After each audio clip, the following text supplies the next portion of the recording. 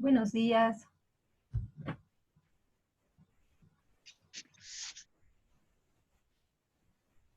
¿Cómo están, jóvenes? Buen día, doctora. Estamos bien. ¿Cómo les está yendo con las otras asignaturas? No en todas las materias pasamos por Zoom. ¿Qué materia? Algunas, Sí, dígame. por ejemplo, en farmacología no pasamos por Zoom. ¿Qué están No, o sea, usando? ¿cómo? No le escucho, doctora.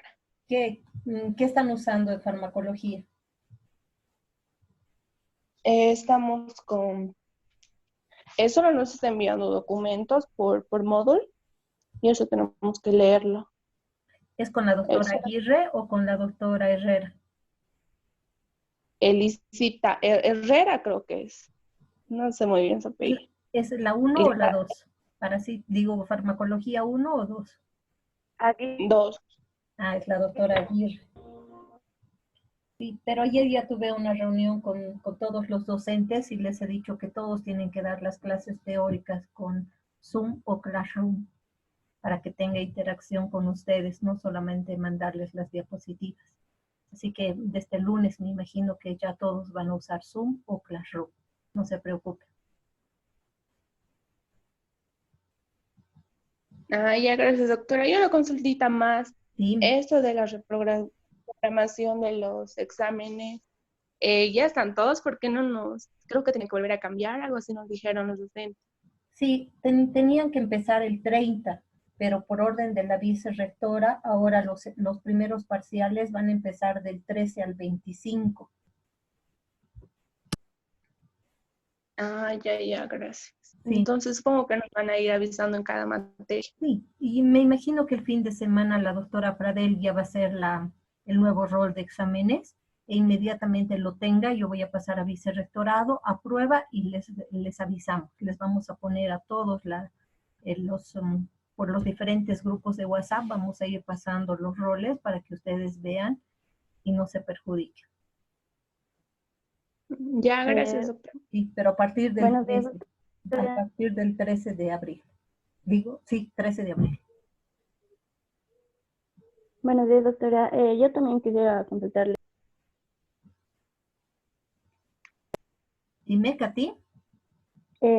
Los exámenes desde el 13 van a ser por vía online, porque, o sea, el anterior año, en los conflictos que pasó igual Bolivia, dimos con la doctora René Pradel, igual así como un examen, y, o sea, en la plataforma no, las preguntas de desarrollo, o sea, creo que ponen sinónimos, ¿no? Y sí o sí tienes que decir la palabra, o sea, si digamos es cristal, sí o sí tienes que poner cristal, no puedes poner vidrio o algún sinónimo, y eso también deberían tomar en cuenta, ¿no? Porque nosotros nos sacamos baja nota por ese motivo, también por las preguntas de desarrollo. Claro, claro. Sí, sí, sabes, vamos a normar bien. Justamente hemos suspendido las clases porque hay muchos docentes que no conocían cómo elaborar un examen por plataforma. Entonces, justamente se los va a capacitar toda esta semana. La anterior semana ya ha habido un taller, igual así vía Zoom, en la que se les ha dado ya algunos parámetros, pero esta semana se va a seguir hablando con ellos y se está viendo eh, todos estos problemas que se han presentado el anterior semestre. Entonces es muy bueno que ustedes me den a conocer para que tengamos en cuenta y obviamente para que ustedes no, no se vean afectados, ¿no? Es muy importante. Yo, chicos, lo que les pido a ustedes, la mejor forma para que nos ayuden y para que ustedes se formen bien es indicándome todas las cosas que ustedes están viendo que no están funcionando. O sea, de pronto no estamos pasando práctica de tal cosa, no estamos haciendo esto. Como les digo, las anteriores 2 semanas, una mayoría de los docentes que no conocían, bueno, la mayoría sí conocía, pero aquellos que no conocían no estaban incluso abriendo sus plataformas. Entonces ahora, si bien ellos habían creado su plataforma, no habían habilitado la automatriculación, entonces no tenían estudiantes. Todos esos problemas los hemos ido solucionando a lo largo de esta semana. Entonces, a partir del lunes, esperamos que todos empiecen o continúen, pero ya al 100%. Pero todas aquellas cosas que ustedes estén observando, es importante que me den a conocer para poder ir solucionándolas poco a poco. Porque si yo no conozco, entonces no hay cómo pueda solucionar y cómo pueda ayudarles, ¿verdad? Entonces es muy importante que ustedes me indiquen. Ya, doctora, gracias. Bien, empezaremos nuestra clase. ¿Cuántos ya son? 7. ¿Quiénes nos faltan?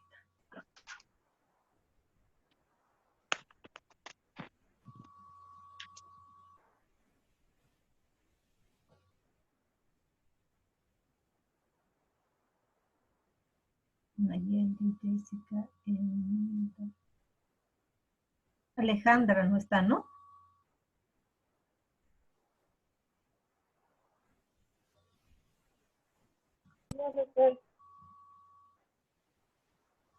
Nos falta Alejandra y Madeleine también.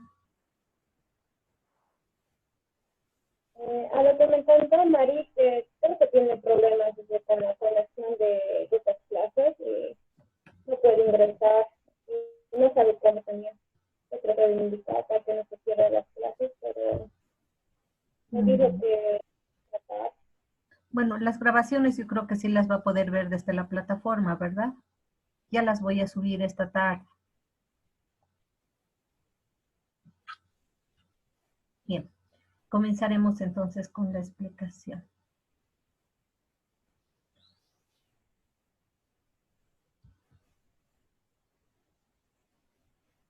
Vamos a ver, estrongiloides fue uno de los nemátodos que nos quedó pendiente, ¿verdad?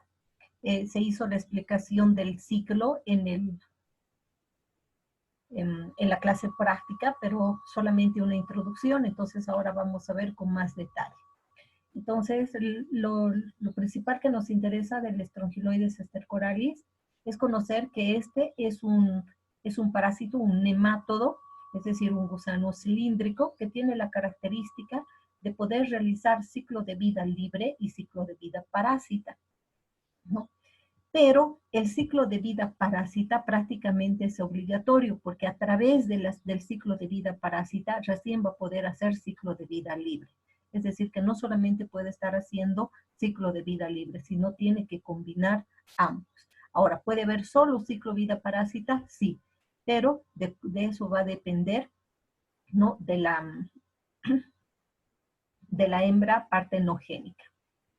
Entonces, en cuanto a la biología, pues sabemos que solamente en el ciclo de vida parásita vamos a tener una hembra y a esa hembra se la llama hembra partenogénica. ¿Por qué? Porque tiene la capacidad de poner huevos, que esos huevos eclosionen y de estos huevos salgan las larvas, ¿no? Y sean primero larvas raditiformes y luego se transformen en larvas filariformes. Sin la presencia de un macho, sin que exista un macho que copule para que esta hembra pueda continuar el desarrollo. Por eso se llama hembra partenogénica, pero se diferencia de las hermafroditas, o sea, no es un gusano hermafrodita que tenga los dos sexos, no, es una hembra partenogénica, pero tiene esa capacidad que sin la necesidad de ser copulada por un macho, ¿ya? Esta pueda poner huevos y esos huevos eclosionar, dar lugar a larvas y esas larvas luego transformarse en un parásito adulto, ¿no? Entonces es una característica y por eso se la llama hembra partenogénica. Y prácticamente esa característica solamente la tiene el estrongiloides stercoralis. Ahora, esta parasitosis, esta estrongiloidiosis, se caracteriza por un cuadro diarreico. El paciente, tanto en fase aguda como en la fase crónica, va a presentar diarrea. Por eso también a la enfermedad se la ha llamado diarrea de la conchinchina. Estos son los estadios evolutivos que ya les había mencionado. Tenemos a la hembra partenogénica que mide 2 milímetros, a la hembra de vida libre, y al macho de vida libre, que como ustedes pueden observar son más pequeños que la hembra partenogénica. Luego tenemos los huevos que pone estas hembras son muy parecidos a los huevos de las uncinarias, ¿ya? Solamente con una membrana y con blastómeros en el interior, pero nunca los vamos a confundir porque estos huevos, ni bien son puestos por la hembra partenogénica, estos huevos eclosionan dando lugar a las larvas raditiformes. Entonces, el estadio de diagnóstico van a ser las larvas raditiformes y en algunos casos las larvas filariformes, ¿ya? Porque, ¿qué sucede? ¿Por qué les decía solo en algunos casos filariformes? Porque normalmente en el ciclo lo que se eliminan en las heces fecales son las larvas raditiformes y estas continúan su desarrollo en el medio ambiente sufriendo dos mudas para dar lugar a la larva filariforme que viene siendo la forma infestante. Entonces, a nivel de la mucosa o submucosa del intestino delgado, ¿ya? Las hembras partenogénicas ponen los huevos y estos huevos, como les decía, eclosionan inmediatamente para dar lugar a las larvas raditiformes que tienen la característica de medir 200 micras. Otra característica que tienen es que presentan un esófago en masa que se encuentra más o menos a esta altura, ¿ya? Y estas son las que atraviesan la pared intestinal hacia el lumen y desde allí son expulsadas hacia las heces. Entonces, generalmente estas larvas raditiformes, así ya las han visto en el laboratorio, ¿verdad? Típicos gusanitos, ¿no? Entonces, que pueden adquirir, pueden estar así como vemos acá, pueden adquirir la forma de una letra C o una forma de letra S. Estas van a ser eliminadas en las heces y a estos, por lo tanto, denominamos los estadios de diagnóstico, porque son los que vamos a observar en la materia fecal del paciente. Ya esto les había explicado, la larva raditiforme puede continuar su ciclo mediante 3 modalidades, ¿verdad? Tenemos al ciclo directo, al ciclo indirecto y a la autoinfección. En el ciclo directo, ¿qué es lo que sucede? La hembra partenogénica pone huevos, el huevo eclosiona, da lugar a la larva raditiforme, esta larva raditiforme sale en las heces fecales, cae al medio ambiente. Si este medio ambiente tiene bastante humedad, temperatura alta, ¿qué va a suceder? Esa larva raditiforme va a sufrir 2 mudas y se va a transformar en una larva filariforme que es mucho más grande. La raditiforme dijimos que medía 200 micrómetros, la filariforme mide 700. Y esta larva filariforme es la forma infestante, porque es la que va a ingresar a través de la piel, principalmente cuando nosotros andamos descalzos o nos echamos en la tierra donde estén estas larvas filariformes. Estas de forma activa van a penetrar por la piel, ¿ya? Primeramente van a buscar, van a deambular por la piel produciendo lesiones hasta alcanzar un vaso por el cual pueda llegar a la circulación y a través de la circulación irse al corazón, al pulmón, donde va a medida que va circulando, va aumentando de tamaño, ¿no? Y a nivel del pulmón va rompiendo endotelio capilar, alveolos, entonces va creciendo hasta llegar a atravesar esos alveolos, ¿no? Ascender el árbol respiratorio, llegar a la faringe y ser deglutida y pasar al tubo digestivo, es decir, al punto de partida para transformarse en un parásito adulto. Entonces, ¿qué es lo que sucede con estas larvas? En lugar de ingresar a nuestro organismo y directamente transformarse en un parásito adulto, ¿qué es lo que hacen? Van primero hacia los pulmones, migran, por lo tanto, no solamente tienen un ciclo simple, sino es un ciclo complejo, porque no solamente van a producir daño a nivel del intestino, que es su hábitat, sino primeramente van a migrar hacia el pulmón y en el pulmón van a producir daño. Entonces, hablamos de un ciclo monoxénico complejo. El ciclo indirecto, esa larva raditiforme que sale en la materia fecal, da lugar a hembras de vida libre y a machos de vida libre, es decir, que no solo sale una larva, ¿verdad? Van a salir muchas larvas y algunas de ellas se van a transformar en hembras, otras se van a transformar en machos el macho va a copular a la hembra y ¿qué va a hacer esa hembra? Va a poner huevos. Esos huevos eclosionan inmediatamente, dan lugar a las larvas rhabditiformes. Estas larvas rhabditiformes sufren 2 mudas en el medio ambiente y se transforman en larvas filariformes, las cuales, al igual que en la anterior, va a ingresar a través de la piel de una forma activa. Y la autoinfección es cuando algunas larvas rhabditiformes no alcanzan a salir al exterior y a nivel de la parte baja del intestino se transforman directamente en filariformes. Entonces estas no han salido, por eso llamamos autoinfección. Las larvas rhabditiformes en el mismo intestino se transforman en filariformes, obviamente también sufriendo las 2 mudas, ¿no? Antes de dar una larva filariforme que se vaya a luego transformar o madurar para ser un parásito adulto, es decir, una hembra partenogénica. Aquí tenemos los ciclos, ¿no? Los 3 ciclos que ya les había explicado. En cuanto a la epidemiología, pues esta parasitosis es prevalente en áreas tropicales del Asia, de África y también de América. Entonces tenemos mucho aquí nosotros en nuestro medio pacientes con estrongiloides, pero principalmente lo encontramos en zonas cálidas. Acá en Cochabamba he encontrado, pero en un porcentaje muy pequeño, ¿no? En cambio, cuando hemos hecho campañas para poder observar los tipos de parásitos que pueden presentar, por ejemplo, en la zona del Chapare, hemos encontrado gran cantidad de pacientes con estrongiloides, trichuris y uncinarias, esos nemátodos que necesitan justamente de que la tierra, acuérdense que son geoelementos, entonces necesitan de la tierra y que esa tierra sea arcillosa, que haya bastante porcentaje de humedad, ¿verdad?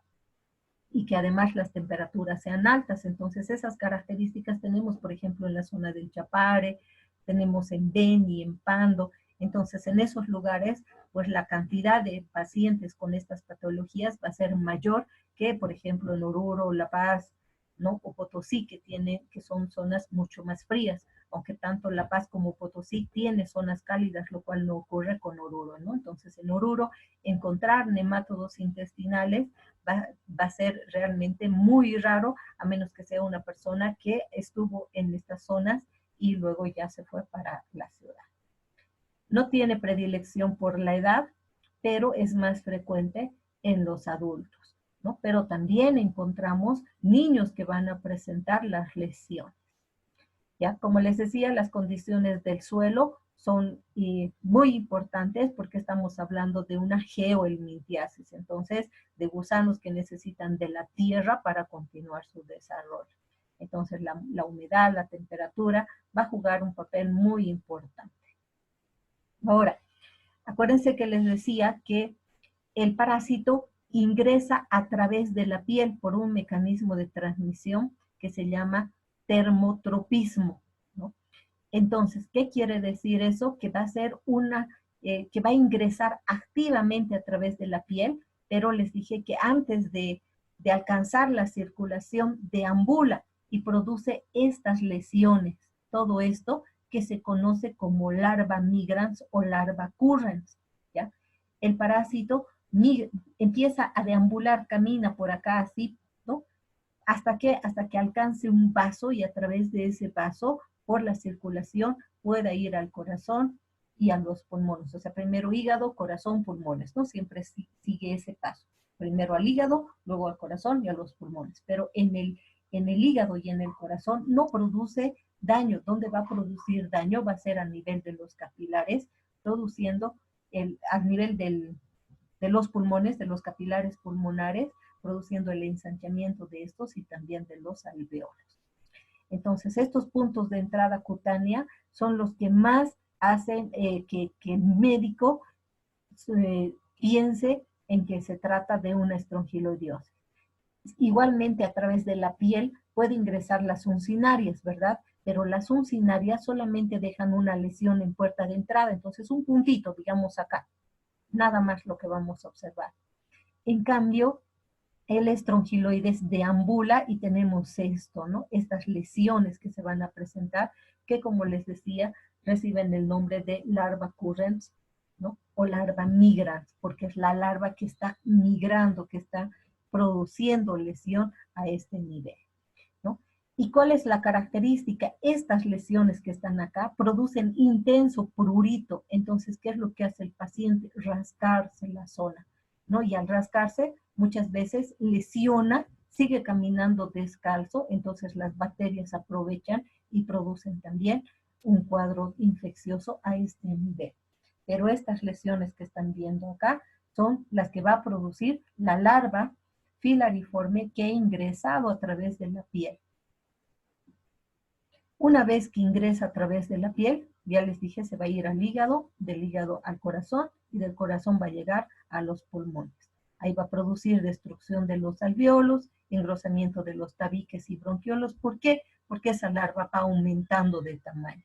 Entró de 700 micrómetros y cuando está a nivel de los alveolos, de los bronquiolos, va aumentando de tamaño. Luego, una vez que asciende el árbol respiratorio, es decir, que atraviesa el alveolo, ¿no? ¿Qué va a hacer? Va a ascender el árbol respiratorio, va a ser deglutida y va a caer ¿dónde? Al intestino delgado, donde va a producir inflamación catarral. Entonces, como se encuentra a nivel del intestino delgado y va a producir la inflamación, ¿qué va a suceder? Las microvellosidades que se encuentran a nivel del intestino se van a atrofiar, ya va a haber un acortamiento de estas, van a estar más pequeñitas de lo normal, por lo tanto no van a poder absorber los nutrientes. También se va a producir una atrofia de las criptas. Entonces, ¿qué va a pasar? Muchas enzimas que sirven para las disacaridasas, por ejemplo,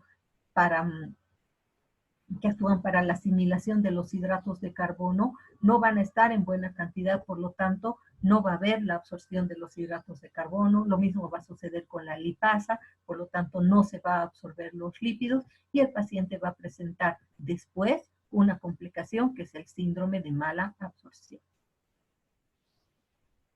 La sensibilización frente al parásito se va a manifestar con intensa eosinofilia, tanto tisular como periférica, además de una urticaria crónica, ¿no? Entonces, ese prurito que va a presentar constantemente. Además, les decía, una eosinofilia tisular alta, porque aquí está en contacto directo con la piel. Lo mismo va a suceder cuando estén los alveolos, está en contacto, y sabemos que cuando el parásito está en contacto directo con algún órgano o alguna parte del organismo del huésped, entonces, ¿qué sucede? Los eosinófilos aumentan. Ahora, en pacientes que están tomando corticoides, el corticoide es un antiinflamatorio muy bueno, pero ¿qué sucede? Este corticoide baja las defensas. Entonces no se puede dar corticoides sin un control médico. Solamente cuando el paciente realmente necesita para una inflamación fuerte se puede dar el corticoide, porque caso contrario va a bajar las defensas. Entonces, pacientes que están con corticoides inmunodeprimidos, trasplantados de órganos neoplásicos, se observan cuadros severos, a menudo fatales, debidos a la hiperinfección. ¿Y cómo se produce esta hiperinfección o por qué se produce? Porque en estos pacientes que están utilizando corticoides, que son inmunodeprimidos o que tienen algunas de las patologías que les he mencionado, se va a presentar la autoinfección. Entonces, ¿qué es lo que sucede? Si, digamos, salieron en las heces 100 larvas rabditiformes, la probabilidad que esas 100 vuelvan a ingresar en ese mismo huésped es pequeña, ¿verdad? Porque sabemos que esas larvas, ¿ya?, van a quedarse en el medio ambiente y pues por la tierra, por lo que la gente transita, los animales, todo se va dispersando en diferentes lugares. Entonces, si bien el paciente sigue andando descalzo y está en el lugar donde ha defecado, y esas heces, ¿qué es lo que sucede con las heces? A medida que va pasando el tiempo, se van secando y luego se pulverizan y parece tierra, ¿verdad? Entonces, cuando nosotros pisamos o andamos descalzos y está ahí donde están esas larvas, ¿qué van a hacer? Estas van a ingresar, pero la probabilidad de que ingresen las 100 es menor, puede ser que ingresen 2, 3, Pero ¿qué sucede en una autoinfección? Si bien había puesto 100 huevos y esos 100 huevos habían eclosionado y dieron lugar a 100 larvas raticiformes, esas 100 se van a transformar en el mismo intestino en larvas filariformes y estas larvas filariformes en parásitos adultos. Entonces, ¿qué es lo que pasa? Se produce la hiperinfección, la carga parasitaria, la cantidad de parásitos va aumentando. Pero esto se va a presentar principalmente ¿en quién? En este tipo de pacientes inmunodeprimidos, con trasplantes de órganos, neoplásicos, ¿no? Con pacientes con algún tipo de neoplasia. Pero no se presenta en pacientes inmunocompetentes, como es nuestro caso, que no tenemos ningún problema, no hay una baja de defensas, entonces en nuestro caso no se va a presentar. Esto se presenta principalmente, no se olviden, la hiperinfección asociado a una autoinfección, pero en este tipo de pacientes.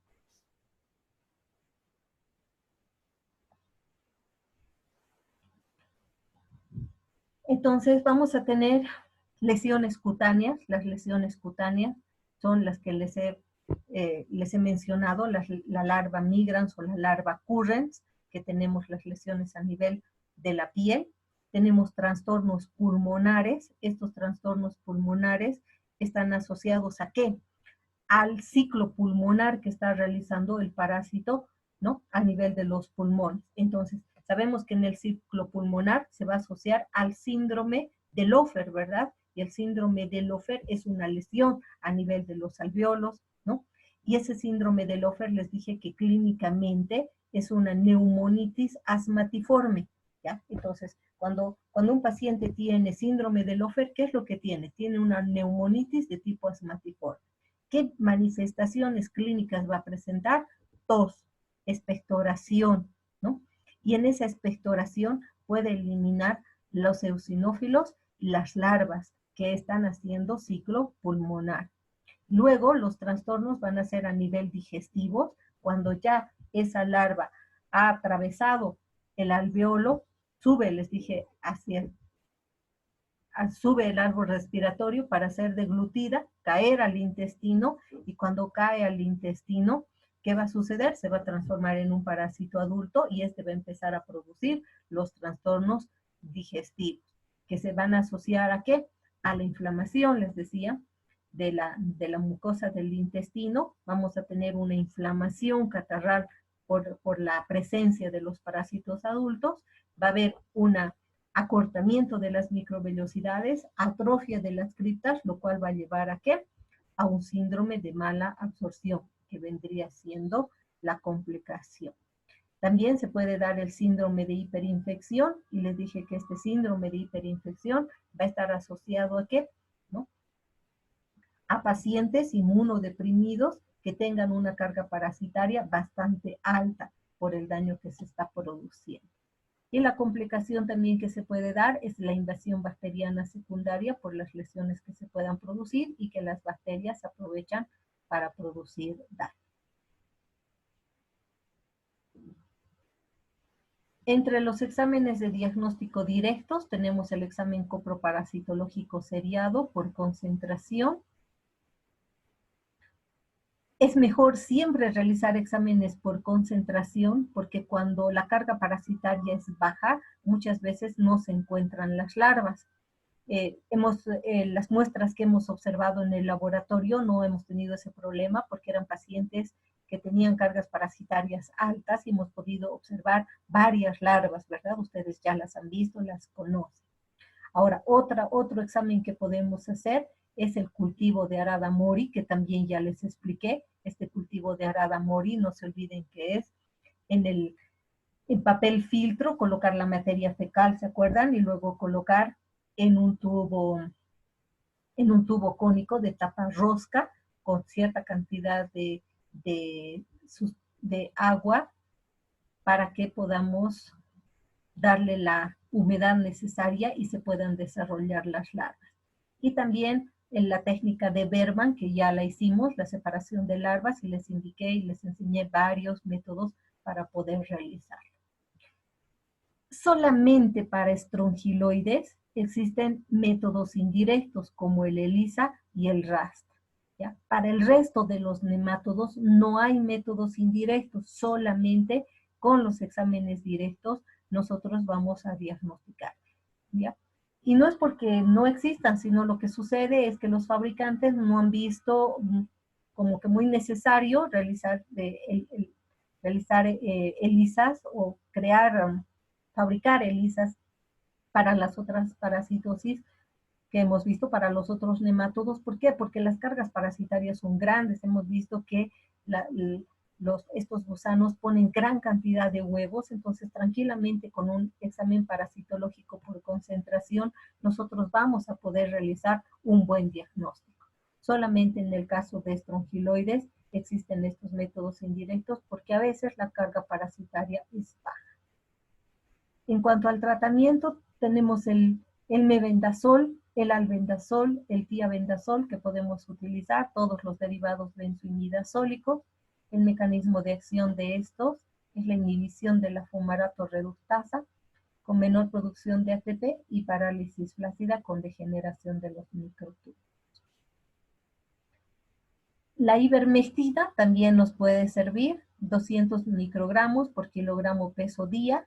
Lo ideal es darle 3 días. Lo ideal, si bien aquí dice 1, 2 y 3, ¿no? Lo ideal son 3 días. Pero obviamente esa es una evaluación que va a realizar el médico, ¿no? Directamente. Él va a indicar si va a darle solo un día, 2 o 3. Pero como les digo, lo ideal es realizar tratamiento de 3 días para que se eliminen todos los parásitos. Además, ¿por qué? Porque si el paciente sigue en la fuente de infección, que puede ser el suelo contaminado, y nosotros no le hemos dicho que por favor siempre use calzados, entonces, ¿qué va a pasar? Van a estar ingresando otros, y si solamente hacemos el tratamiento por un día, generalmente esta va a actuar lo mismo que el albendazol, van a actuar sobre algunos estadios, y hay algunos que pueden estar en pulmones y no van a ser eliminados, y cuando lleguen al intestino van a producir el daño. En cambio, si damos tratamiento por 3 días, nos aseguramos que todos los estadios que estén haciendo el ciclo en el hombre puedan ser eliminados. También se puede dar el albendazol vía dérmica cuando se observan las lesiones a nivel de la piel, cuando hemos visto la larva migrans o la larva current, se puede colocar directamente el albendazol porque el albendazol tiene la propiedad de ingresa, entonces puede destruir las larvas y así evitamos que estas vayan a hacer ciclo pulmonar y posteriormente un ciclo intestinal. La ivermectina tiene la capacidad de actuar sobre la transmisión neuromuscular, inhibiendo esta y produciendo parálisis flácida. Bueno, con eso habríamos terminado. No sé si tienen alguna pregunta.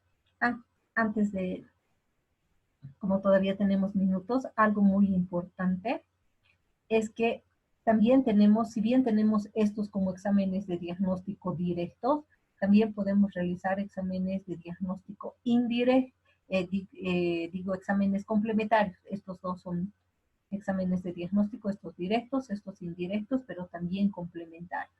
Los exámenes complementarios son similares a los que hemos pedido para Ascaris y para Uncinalis. Es decir, el hemograma importante para ver la eosinofilia, los eosinófilos van a estar bastante altos en este caso, ¿ya? Luego, al igual que en Trichuris les dije que es el que más alto va a tener la cantidad de eosinófilos. Luego está también el estrongiloides, que va a presentar una eosinofilia. También se puede pedir el examen de esputo, ¿ya? En el examen de esputo podemos encontrar las larvas, los eosinófilos y los cristales de Charcot-Leydig, ¿no? Vamos a encontrar a los tres. Y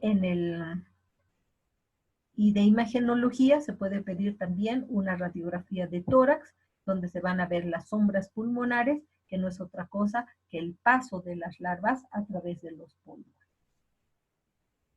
Bien, no sé si tienen alguna pregunta.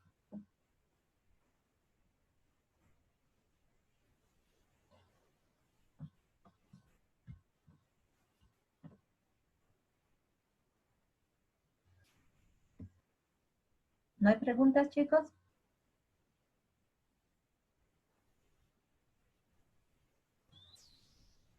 No, ninguna, doctora. Perfecto. Entonces, vamos a, tenemos 5 minutos para poder ingresar a la otra reunión para ver triquinosis, ¿de acuerdo? Hasta luego.